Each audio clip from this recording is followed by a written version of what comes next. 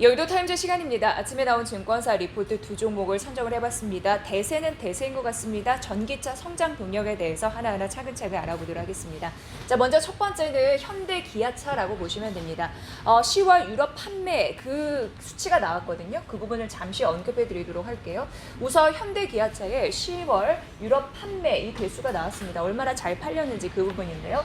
3.9만 대 현대차 그리고 기아차는 4.2만 대 이렇게 나오면서 8.1만 대 합계로 나왔고요. 이 합산 판매 같은 경우에는 전년 동기 대비해서 7% 감소한 그런 양이다. 이렇게 보시면 될 것 같습니다. 현대 기아차 얼마로 좀 선방을 했는지 중요한 그런 상황인데요. 모두 이런 부분을 주목을 하더라고요. 요점은 현대 기아차의 유럽 시장 점유율인데 이게 연간으로 봤을 때 7%를 상회한다. 그리고 앞으로도 이게 지속될 가능성이 있다라고 하면서 긍정적인 흐름들이 나타나주고 있는 상황입니다. 7% 상회 이런 부분 좀 보셔야 될 것 같고요.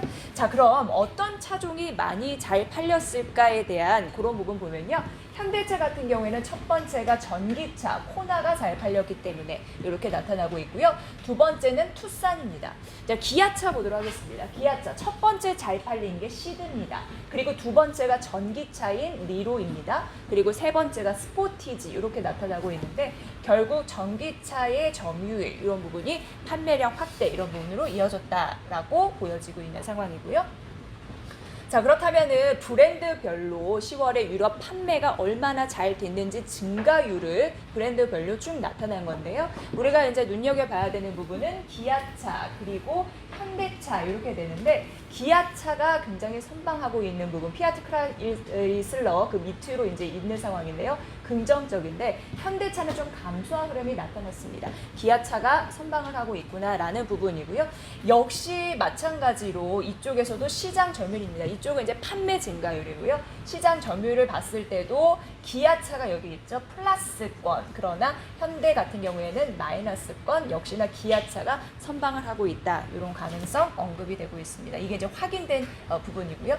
자, 그렇다면 유럽 시장은 전반적으로 어땠을까 봤더니 이 유럽 시장은요. 전반적으로 이제 쪼그라들었다. 이렇게 나타나고 있는데요. 판매 증가율을 보면 스페인입니다. 그리고 프랑스고요. 독일이고 영국이고 이탈리아인데 이 순으로 쪼그라드는 흐름들이 나타나고 있으니까 이 부분 보셔야 될 것 같아요. 전체적으로 좀 흐린 그런 모습인데요.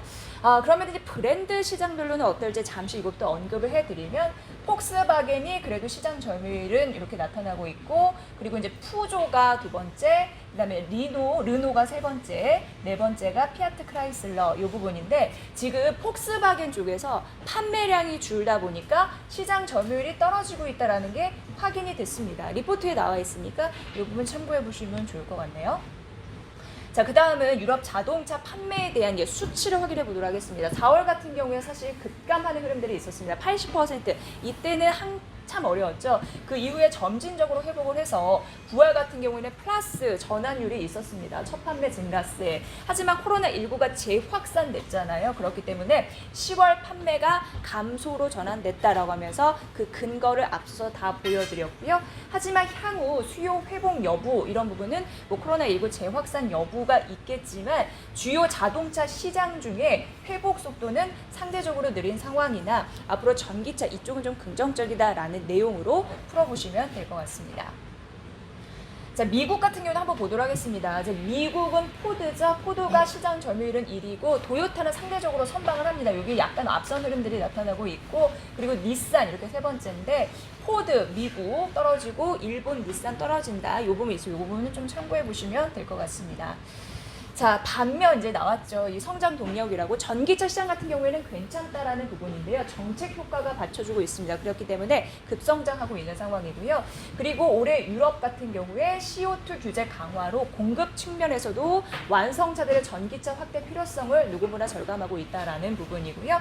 코로나19로 경기 부진을 극복하기 위해서 유럽 정부 쪽에서도 보조금 확대하잖아요. 그 기대감이 있다라는 부분이고 점차적으로 전기차 침투율이 가속화된다라는 부분입니다. 있습니다. 뭐 현대차, 기아차도 아시겠지만 전용 이 플랫폼 시장, 전기차 전용 이쪽으로 전기차를 다수 출시하는 바 앞으로 그 성장세는 유지될 것이다라고 하면서 기아차 긍정적으로 봤고요. 비중 확대 의견을 제시했으니까 이 부분 참고해 보시면 될 것 같습니다. 자, 두 번째는 이렌텍인데요. 이렌텍은 쉽게 얘기해서 그 휴대폰용 부품 이거를 제조하고 판매한다라고 보시면 될 것 같습니다. 그 매출 비중을 보면은 배터리 팩 있고요. 그리고 케이스, 충전기 이렇게 나눠지고 있는 상황입니다. 3분기 보니까 매출액이 2,106억 원 기록을 했고요. 그리고 한 영업이익은 143억 원 정도 나왔으니까 이 부분 참고해 보시고요. 이렌텍은 주요 고객사가 삼성과 그리고 삼성 SDI, 삼성향입니다. 그리고 무엇보다도 그 휴대폰에 들어가는 그 배터리 같은 경우는 소형이잖아요. 소형 매출을 확대하려고 하고 ESS 이런 중대형 시장, 저 배터리 이런 시장에는 진입을 하겠다라는 계획을 이미 밝힌 바 있어 주목이 되고 있는 상황이니까 참고해 보시면 될 것 같네요. 자, 주요 제조사 월별 인도 판매량인데요. 이렌텍 볼 때는 인도가 굉장히 중요합니다. 여기 보시면 인도는 특징이 있는데요. 이륜차가 많이 다닙니다. 그렇기 때문에 이륜차용, 그러니까 모빌리티, 배터리 팩 이게 신규 성장 동력으로 작용하고 있는 상황이고요. 고객사가 삼성이라고 말씀드렸잖아요.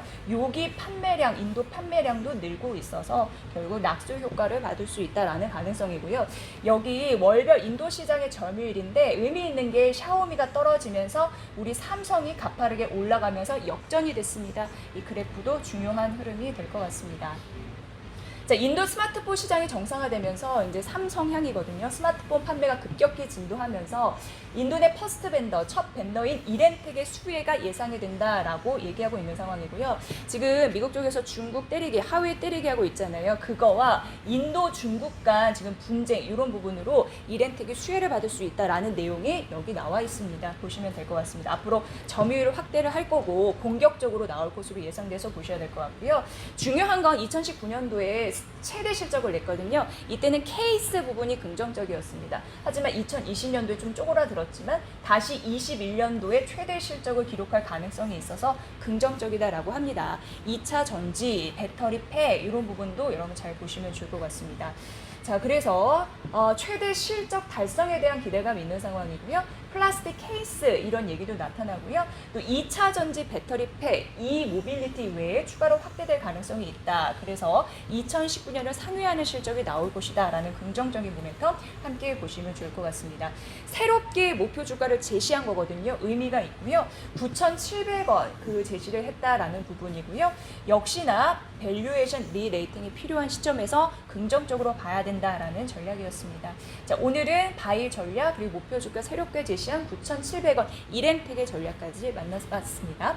자, 대세는 대세인 것 같죠? 그래서 이렌텍과 기아차의 전략까지 함께 해봤습니다. 참고해 보시죠. 여의도 타임즈 시간이었습니다.